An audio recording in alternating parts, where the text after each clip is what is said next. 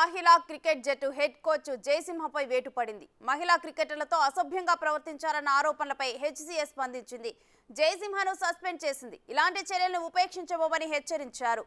జయసింహ తీరుపై విచారణ జరిపి చర్యలు తీసుకుంటామని హెచ్సిఏ అధ్యక్షుడు జగన్మోహన్ రావు ప్రకటనను విడుదల చేశారు.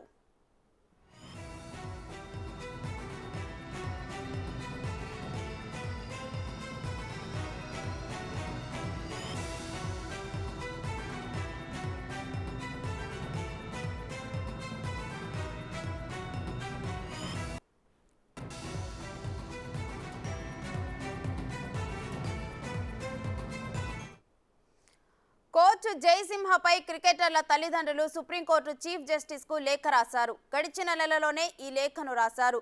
కోచ్ జయసింహకు పలువురు అండగా ఉన్నారని ప్లేయర్స్ పేరెంట్స్ లేఖలో పేర్కొన్నారు. తాగుడుకు బానిసైన కోచ్ జయసింహ తమ ముందు మద్యం తాగొద్దని మహిళా ప్లేయర్స్ పలుమార్లు వారించారు. అయినా కోచ్ పద్ధతి మార్చుకోలేదు. తనని ప్రశ్నిస్తే టీం నుంచి తీస్తానని బెదిరింపులకు దిగినట్టు లేఖలో రాశారు. బీసీసీఐకి కూడా ఫిర్యాదు చేశారు. అయితే జయసింహపై హెచ్సిఏ విచారణకు ఆదేశించింది.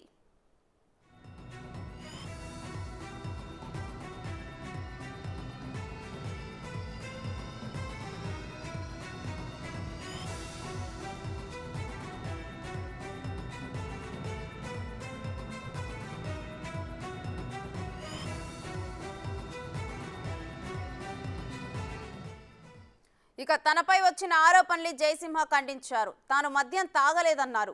కూల్ డ్రింక్ మాత్రమే తాగానని వివరణ ఇచ్చారు. తాను ఎవరిని వేధించలేదని తెలిపారు.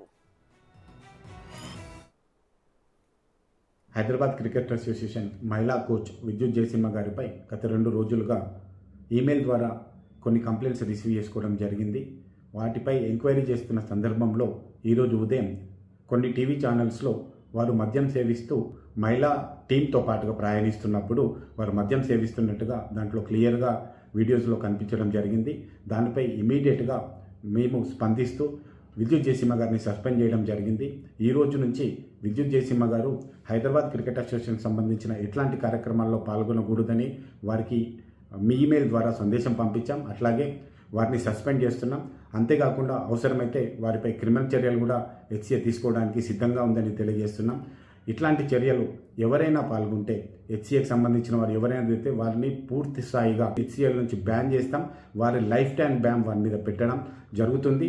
అందుకే రిక్వెస్ట్ చేస్తున్నా ప్రతి ఒక్కరు కూడా మహిళల పట్ల ఎవరు కూడా అసభ్యంగా ప్రవర్తించకూడదని హెచ్సిఏ ఏదైతే లెగసీ కంటిన్యూ అవుతుందో, గ్లోరీ కంటిన్యూ అవుతుందో దాన్ని పెంచడానికి మనమందరం ప్రయత్నం చేయాలి. కానీ ఇట్లాంటి చర్యల వల్ల హెచ్సిఏకి సంబంధించిన మంచి పేరును పాడు చేయొద్దని అందరినీ రిక్వెస్ట్ చేస్తూ ఇట్లాంటి చర్యలు ఎవరైనా ముందుకు పాల్గొంటే మాత్రం వారిని ఖచ్చితంగా లైఫ్ టైం బ్యాన్ చేస్తానని తెలియజేస్తున్నాం. Thank you.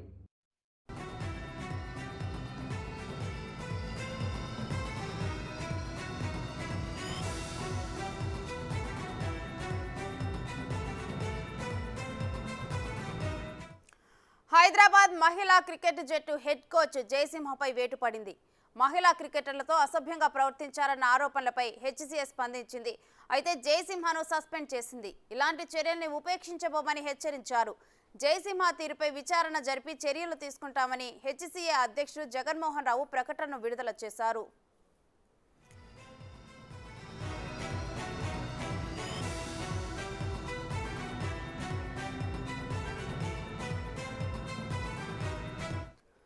కోచ్ జయసింహపై క్రికెటర్ల తల్లిదండ్రులు సుప్రీంకోర్టు చీఫ్ జస్టిస్ కు లేఖ రాశారు. గడిచిన నెలలోనే ఈ లేఖను రాశారు. కోచ్ జయసింహకు పలువురు అండగా ఉన్నారని ప్లేయర్స్ పేరెంట్స్ లేఖలో పేర్కొన్నారు. అయితే తాగుడుకు బానిసైన కోచ్ జయసింహ తమ ముందు మద్యం తాగొద్దని మహిళా ప్లేయర్స్ పలుమార్లు వారించారు. అయినా కోచ్ తన పద్ధతిని మార్చుకోలేదు. తనను ప్రశ్నిస్తే టీం నుంచి తీస్తామని బెదిరింపులకు దిగినట్లు లేఖలో పేర్కొన్నారు.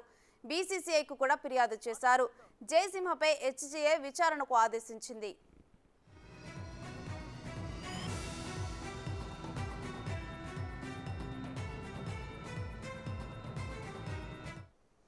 ఇక తనపై వచ్చిన ఆరోపణలన్నింటినీ జయసింహ ఖండించారు. తాను మద్యం తాగలేదన్నారు. కూల్ డ్రింక్ మాత్రమే తాగానని వివరణ ఇచ్చారు.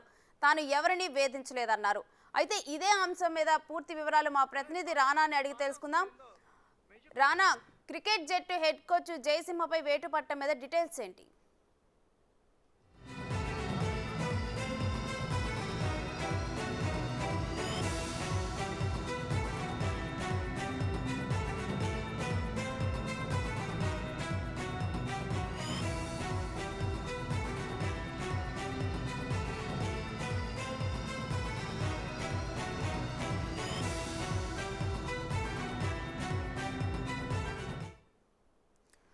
హైదరాబాద్ మహిళా క్రికెట్ జట్టు హెడ్ కోచ్ జయసింహపై వేటు పడింది. ఈ విషయానికి సంబంధించి కంప్లీట్ డీటెయిల్స్ కూడా మా ప్రతినిధి రానా అడిగి తెలుసుకుందాం.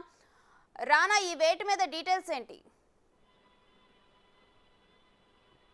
రేణిశ్రీ, కేవలం మొన్న జరిగినటువంటి సంఘటనే కాదు, గతంలో థాయిలాండ్ పర్యటనలో కూడా అక్కడ టోర్నమెంట్ ఆడడానికి మహిళా క్రికెటర్స్ అక్కడ వెళ్లారు. అక్కడ కూడా ఇలాంటి వేధింపులు విద్యుత్ జయసింహ చేశారనేసి గతంలో 20 మంది క్రికెటర్లు హైదరాబాద్ క్రికెట్ అసోసియేషన్ లోకి వచ్చి వారు కంప్లైంట్ చేసినటువంటి నేపథ్యం. అప్పుడు ఒక కంప్లైంట్ ఉంది. తర్వాత ఇప్పుడు రీసెంట్ గా హైదరాబాద్ నుంచి వీరు విజయవాడకి వెళ్ళారు. విజయవాడ నుంచి కూడా తిరుగు ప్రయాణంలో యాక్చువల్లీ అయితే వాళ్ళు ఫ్లైట్ లో రావాలి. ఫ్లైట్ లో ఎక్కడ రావాల్సి వస్తుంది, అక్కడ మందు కొట్టడం ఇబ్బంది అవుతుందో అన్న ఉద్దేశంతో అతను ఒక మళ్ళీ వెహికల్స్ ని, కార్ ని బుక్ చేసుకున్నారు. ఏదైతే బస్సుని బుక్ చేసుకున్నారో బస్సులో పెద్ద ఎత్తున కూడా మందు కూడా డ్రైవర్ చెప్పి తెప్పించుకున్నారు. హ్యాపీగా ఆయన తాగుతూ ఇతర మహిళా క్రికెటర్స్ ని అలాగే మిగతా స్టాఫ్ అంతా కూడా తిడుతూ ఆయన వచ్చినట్టు నేపథ్యంలో అసభ్యంగా ప్రవర్తించారంటూ కూడా అతనిపైన ఇప్పుడు ఫిర్యాదు చేశారు. ఈ ఫిర్యాదు మీద ఉదయం నుంచి కూడా అనేక సోషల్ మీడియాలో కానీ మీడియా మాధ్యమాల్లో కూడా ఈ విద్యుత్ జయసింహ మహిళా క్రికెటర్లతో ప్రవర్తించినటువంటి తీరుపైన, అసభ్య పదజాలంతో తిట్టినటువంటి తీరుపైన విమర్శలు రావడంతో హైదరాబాద్ క్రికెట్ అసోసియేషన్ దిగి వచ్చింది. ఈ నేపథ్యంలో అతనిపైన చర్యలు తీసుకుంటున్నామని కూడా ఒక ప్రకటన విడుదల చేసింది. ఇదే అంశం బిగ్ టీవీ విద్యుత్ జయసింహతో మాట్లాడడానికి ప్రయత్నించుతూ ఆయనతో మాట్లాడినప్పుడు ఆయన తన వివరణ ఇచ్చారు.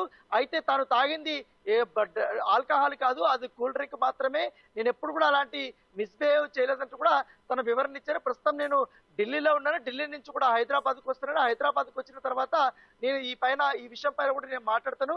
ఎటువంటి మహిళా క్రికెటర్ల పైన కూడా నేను ఎటువంటి వేధింపులు చేయలేదంటూ కూడా తన వివరణ ఇచ్చారు. అయితే ఇప్పటి వరకు మాజీ క్రికెటర్లు కానీ అలాగే హైదరాబాద్ క్రికెట్ అసోసియేషన్ క్లబ్ లో ఉన్నటువంటి కీలకమైన మెంబర్స్ అంతా కూడా ఇంతవరకు బిగ్ టీవీతో కూడా మాట్లాడడం జరిగింది.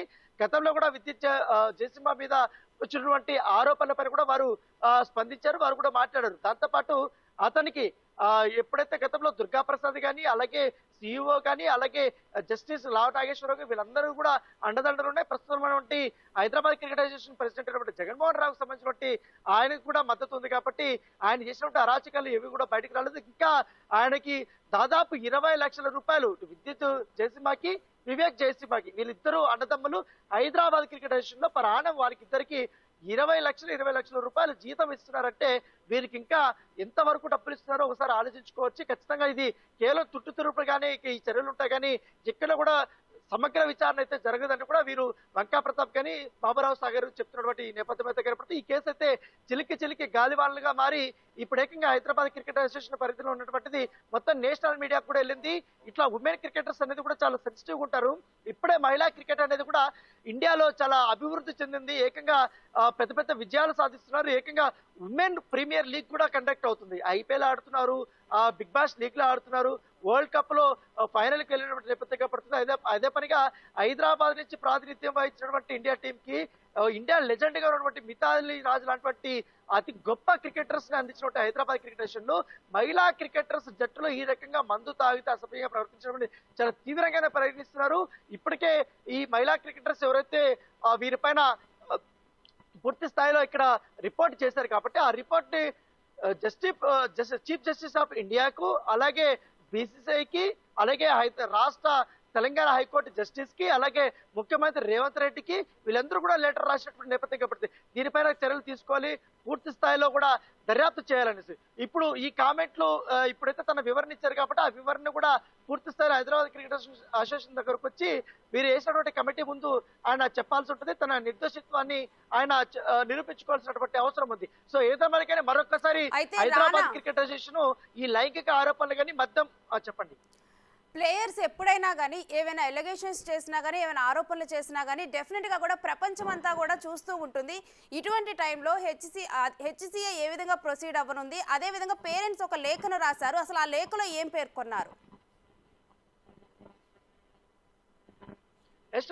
ఇక్కడ హైదరాబాద్ క్రికెట్ అసోసియేషన్ లో అనుబంధంగా ఆడుతున్నటువంటి క్లబ్ సంబంధించినటువంటి క్రికెటర్స్ కానీ బీసీసీఐ పరిధిలో ఆడుతున్నటువంటి క్రికెటర్స్ కానీ వాళ్ళకు టర్మ్స్ అండ్ కండిషన్స్ ఉంటాయి. ఎవరు కూడా మీడియాకి బహిరంగంగా వచ్చి మాట్లాడకూడదు.